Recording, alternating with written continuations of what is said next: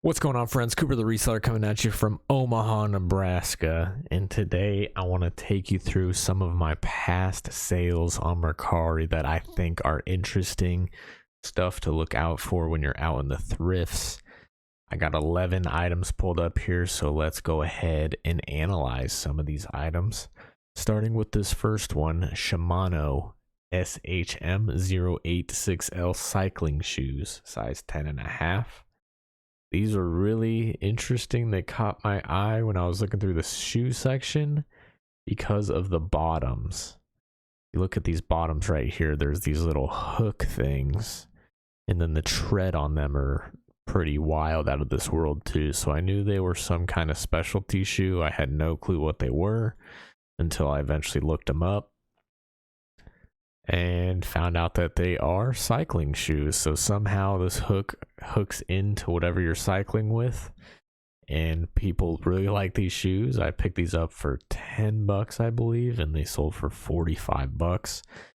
I know in the past I found another pair and I think it sold for around $80, and these both, out of the two pairs that I found, they've sold really fast. So keep an eye out for these cycling shoes with the bottoms that are like this. Okay, let's go on to the next item. This was a Polo Ralph Lauren tank top that I found at, where was it? I believe TJ Maxx. And the cool thing about this was there was 5 of them, and they were all clearance down to $9.99, $10 a piece. And it was in the summertime, I believe, so it was tank top season. And the MSRP on these tank tops were $59.50. And usually is a good rule of thumb when you're looking through different items to resell that are new with tags. Usually the online price you can sell it for is roughly about half the MSRP. So this is $59.50 in my mind. Usually the average selling price on eBay for things will be half of the MSRP, so that means it'd be around $30. Luckily for me, I sold this for $35, and I believe I sold some others for upwards towards $40. But I bought 5 of them. They all sold through very well. I think this was the last one that sold on Mercari for $35. And it was just kind of a little cool, somewhat replenishable item that I only had to make one listing for, and I had 5 items ready to go, and they sold through really well, so that was a good find there. Let's check out what we have next. Excuse me, let me get a little drink of my water here.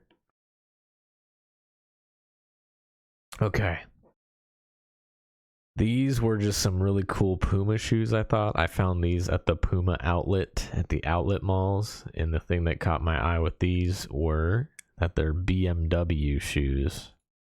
Puma BMW shoes. You see the little BMW logos there, and then on the bottom of them it has this nice little power brake on the bottom soles right there, which I thought was pretty sick.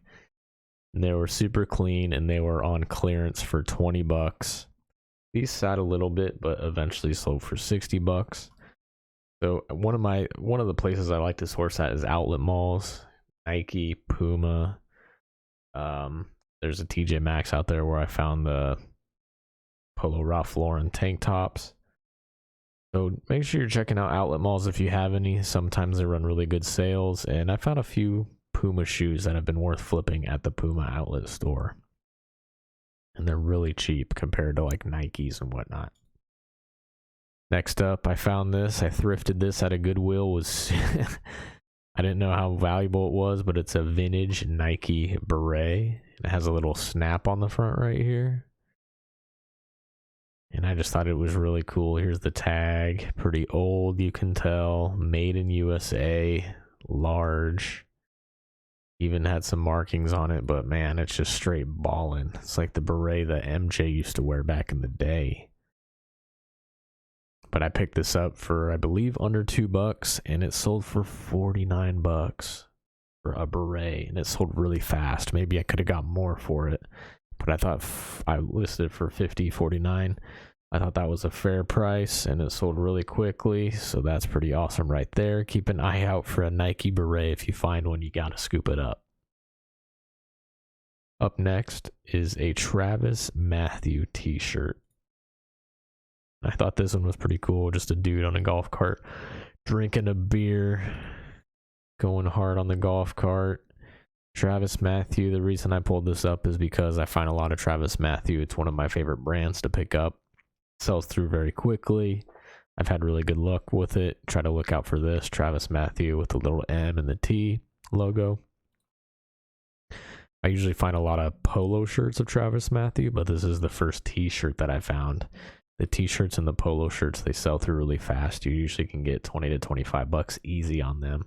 And I just like the design of this shirt, so I figured I'd throw it on here. Keep an eye out for Travis Matthew. Up next is this, I think it's really cool.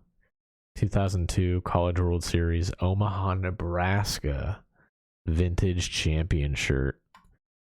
Got that champion logo there. You got all the teams listed down the sides here. And the reason I brought this up is vintage champion does very well, obviously, but this is also a local item for me. No matter where you live, you're going to have some kind of local advantage on sourcing inventory. So for me, the College World Series is in Omaha. I see tons of College World Series stuff all the time. So if I find any vintage College World Series stuff, I'm going to pick it up. Now, let's say I live in Miami. I'm probably not going to be coming up on a bunch of vintage College World Series stuff unless someone's flipping it.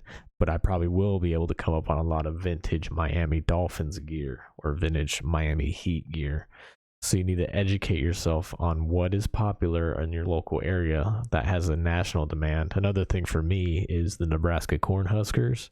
So if I find a lot of vintage Nebraska Cornhuskers, that stuff sells really well online. So figure out what's really popular in your area that you can get a lot of that other people can't, and try to capitalize on that local advantage. This is just one example of me capitalizing on my local advantage. Pretty cool College World Series stuff. And I mean, College World Series stuff doesn't do that well. The only reason I think it did well is because it was champion brand, which I do not see that often. But if I see that with College World Series, I'll usually pick it up.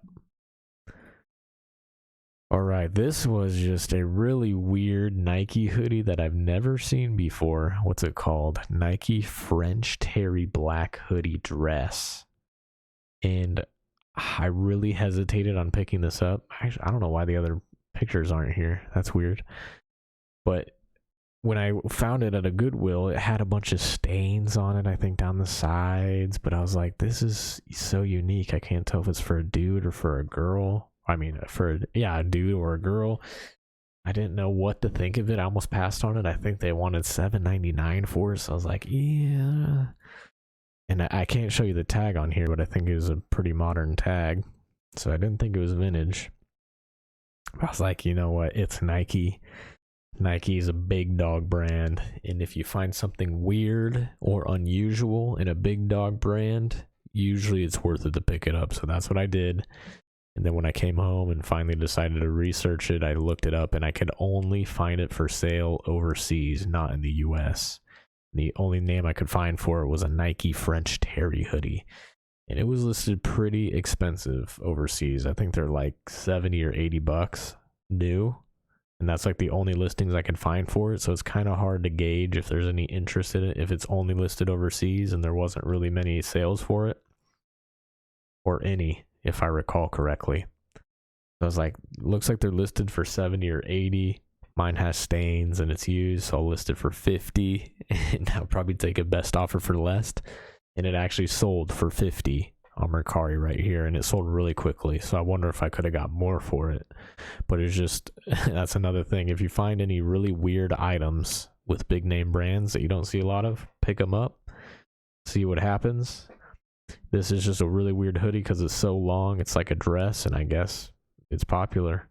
Sold well for me. So if I ever see it again, I'll definitely pick it up.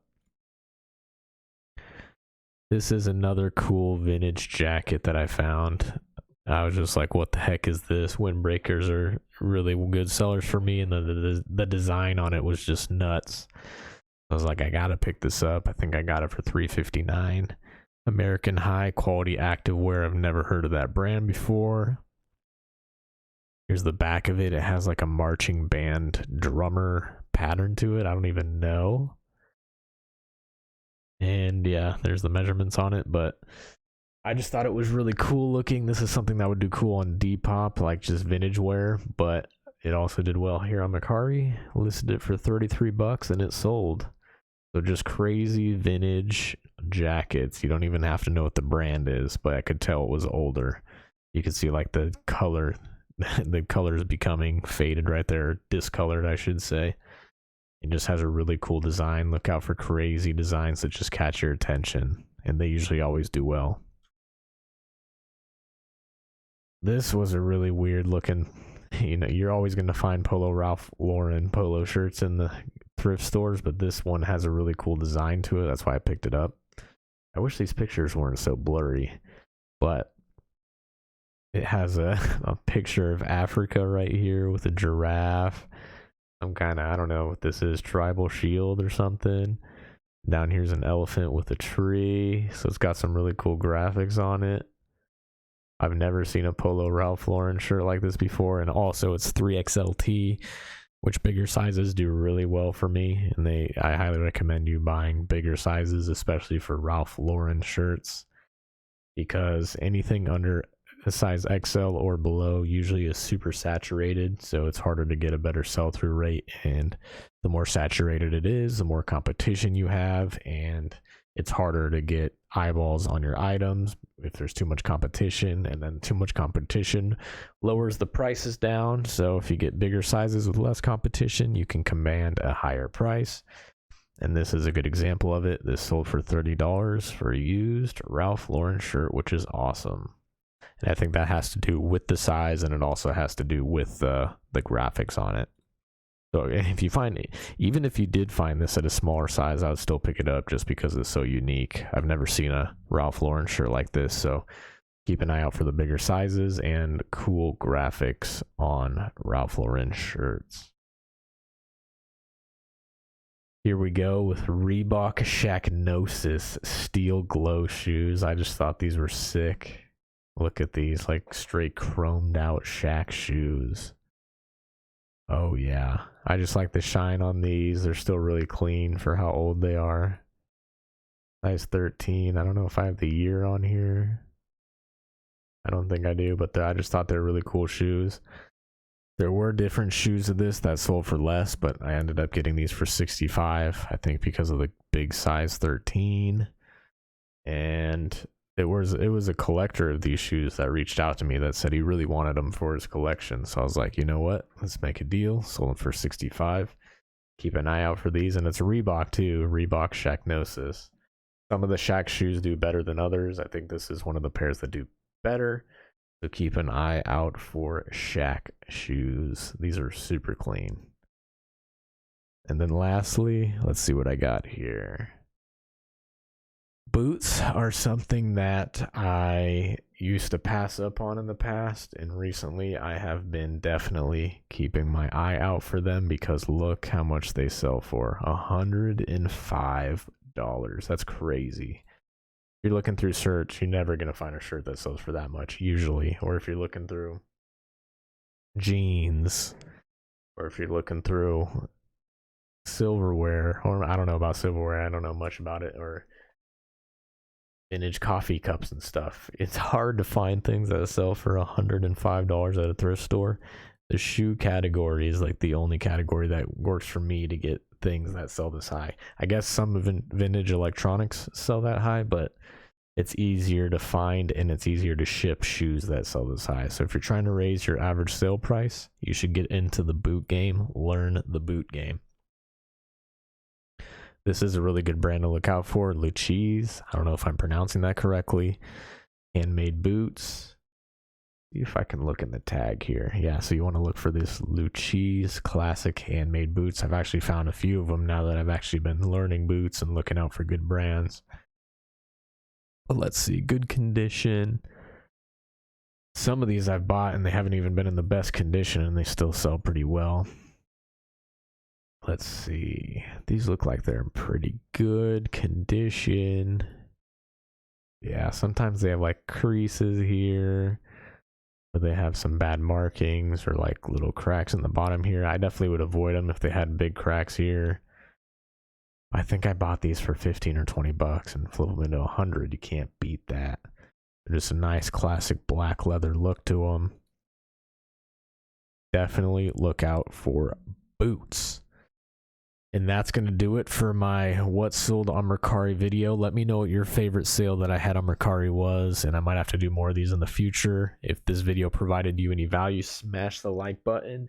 Subscribe for more reselling related content. All right, guys. I'll talk to you guys in the next video. Bye.